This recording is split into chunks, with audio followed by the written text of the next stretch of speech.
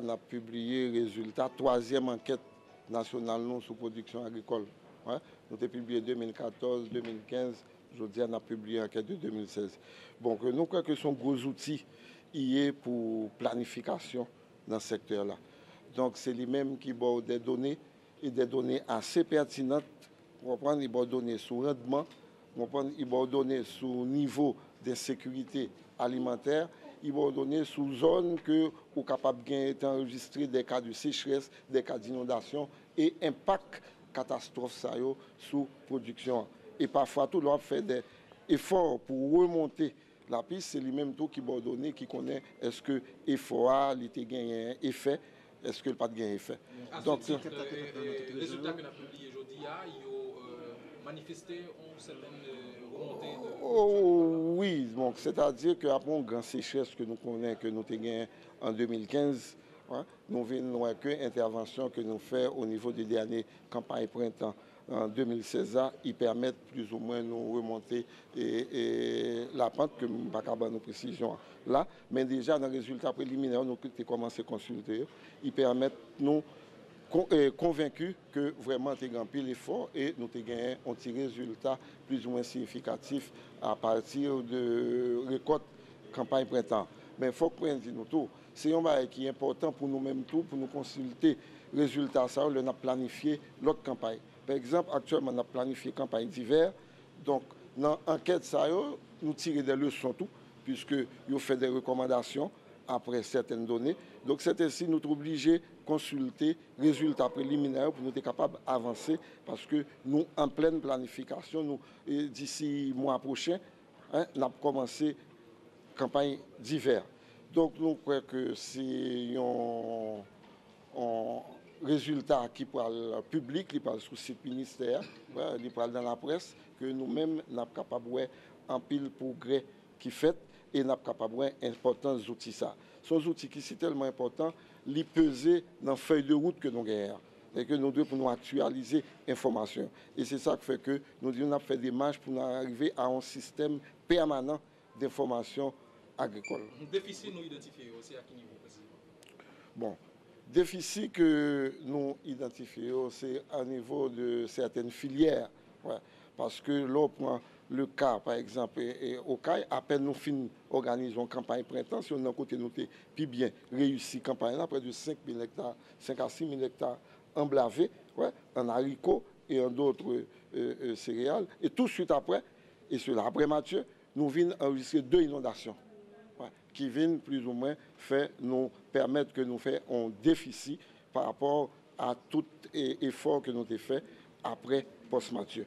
Donc, je ne suis pas capable de vous chiffrer dans l'immédiat, mais en principe, ce sont des déficits qui n'ont pas gagné trop en signification sur sécurité alimentaire là, mais quand même, vous connaissez du point de vue de sécurité alimentaire, nous encore déficitaires. Parce que jusqu'à présent, nous sommes arrivés satisfaits à 40% satisfaction alimentaire.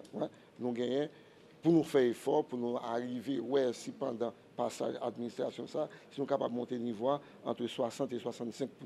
Donc pour cela, il faut que nous fassions un pile d'efforts. L'autre information importante encore qui a sorti dans l'enquête, ça arrivé à dire nous quantité de terre qui ne travaillent pas dans le pays. Parce que nous avons pile de terre qui ne travaillent pas dans le pays. Actuellement, le ministère fait effort pour nous connaître pour qui ne pas travailler, c'est des problèmes absentéistes, de façon pour nous prendre les mesures qu'il faut. Parce que le rôle, nous, c'est améliorer la sécurité alimentaire, tant qu'on feuille de route la mandée. Comment on va aborder la campagne? Bon, et pour nous aborder la campagne hiver?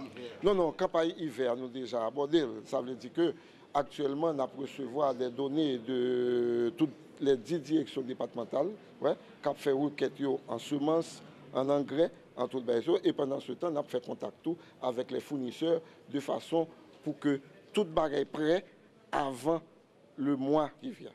Donc, dis-nous une enquête comme ça, et qu'en est-il de terres cultivables qui est construction qu'a fait sur et plus donc là, nous avons coordonnateur unité qui a fait enquête là capable de parler nous mais juste avant partager préoccupation avec nous sur tempête qui annonçait ce pays là factuel qui préoccupation ministère de l'agriculture puisque nous connaissons bon c'est-à-dire nous pendant que tempête ça annoncé, actuellement nous avons une équipe sur terrain qui a fait évaluation approfondie de Irma. Donc ça veut dire que le ministère, depuis Irma paraît, nous avons mis une cellule permanente au sein du ministère pour faire contact avec les directions départementales qui adjoignent au centre d'opération d'urgence départementaux et communaux. Donc nous avons des gens sur place qui ont informé nous. Et pas oublier encore, unité hydrométéorologique là, c'est une unité du ministère de l'Agriculture. Donc c'est lui-même qui a géré données pour tempête là, sous tempête là. Et actuellement, nous recevons la nouvelle là, nous déjà passé à alerte jaune, ouais, orange, quoi. Jaune, catégorie 5, nous passé à alerte jaune. Donc nous avons suivi de près et bien une cellule tout qui est en permanence auprès de la primature. Cap fait, cap suivre l'évolution tempête là et cap lancer des messages. Nous avons des spots qui pourraient publier tout pour que la population capable à l'écoute pour qu'on ait mesures de précaution pour le point, etc. Mais pas oublier que même évaluation profonde là, il faut qu'on finisse alors que mon lot enquête. Donc nous avons... Ça fait plus de 3 ans qu'on accompagne le ministère dans cet effort statistique avec nos collègues de l'USAID. C'est près de 2 millions d'euros qui ont été investis dans ce programme pour doter le ministère des outils d'indication de la photographie, on va dire, de l'agriculture haïtienne pour permettre au ministre, comme il a dit tout à l'heure, de faire les choix stratégiques de réorientation de l'agriculture, de soutien à certaines filières porteuses, de travailler sur 2 plans, je crois. D'une part, sur la sécurité alimentaire et nutritionnelle, donc d'aider effectivement la production agricole pour nourrir l'ensemble de la population haïtienne, mais aussi de trouver les bons secteurs, les bons créneaux qui sont porteurs pour l'exportation des produits ou la substitution de produits d'importation ici en Haïti. Donc c'est un outil stratégique tout à fait essentiel. Et donc à ce jour et au regard des résultats durant ces 3 dernières années, vous pensez que votre support est significatif? Mais je pense qu'on a en tout cas une photographie claire de la situation. Par exemple, si on prend en 2016, on a pu constater qu'en dépit de l'ouragan Matthew, la production globalement a été plutôt bonne finalement en 2016. On attend d'ailleurs sur 2017 aussi des chiffres plutôt bons. Ça n'empêche pas qu'il y a des fragilités. Comme le ministre l'a dit, il y a des inondations dans certaines zones, il y a des problèmes, donc il faut prendre en compte ces problèmes, travailler sur les canaux d'irrigation, les bassins de retenue d'eau, etc., pour justement aider la production agricole à mieux se développer en Haïti. Donc, Haïti est un pays agricole, est un pays rural, en dépit de la concentration urbaine qu'on constate. Donc il y a des potentialités. Le président Jovenel Moïse met l'accent sur le développement de cette agriculture. Il faut trouver les bonnes filières. Cette photographie lui donne des indications sur comment faire les bons choix et quels produits soutenir pour l'avenir. Pour cette nouvelle année d'action gouvernementale, ce sera quoi les principaux axes d'intervention de l'Union européenne en Haïti? Pour l'Union européenne, outre l'appui institutionnel au ministère de l'Agriculture, ministère des Affaires sociales et ministère de la Santé également, sur la sécurité alimentaire, ce qu'on va faire, c'est essayer de travailler sur les zones les plus fragiles. Les zones les plus fragiles du pays, c'est notamment le nord-ouest. Donc on va effectivement mettre un paquet de soutien, si je puis dire, à la fois institutionnel et financier sur cette zone.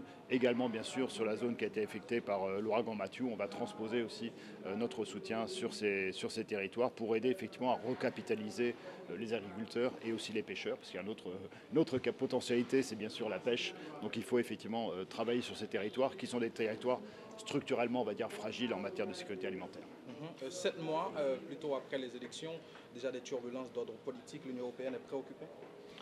Mais écoutez, on suit ces événements, bien sûr, parce que instabilité veut dire que ça pose des problèmes au niveau de l'investissement. Or, on sait très bien que l'avenir du pays, c'est aussi de retrouver la stabilité, de travailler sur les facteurs de compétitivité et d'attirer des investissements étrangers. Il y aura un grand forum qui va se tenir demain sur cette thématique. Nous souhaitons bien sûr encourager l'investissement national et international de venir ici en Haïti. Et pour ça, il faut trouver le consensus au niveau économique et social. Et j'espère que le dialogue continuera d'œuvrer dans ce sens. Le dialogue, vous inviterez donc le président de la République ou l'exécutif et les pouvoirs à l'initier? Je crois que l'exécutif a déjà pris de l'initiative dans ce sens. Il y a eu des rencontres effectivement entre le président et un certain nombre de partis politiques. Je crois que c'est la voie effectivement qu'il faut favoriser pour effectivement trouver le consensus national et les choix stratégiques pour l'avenir du pays.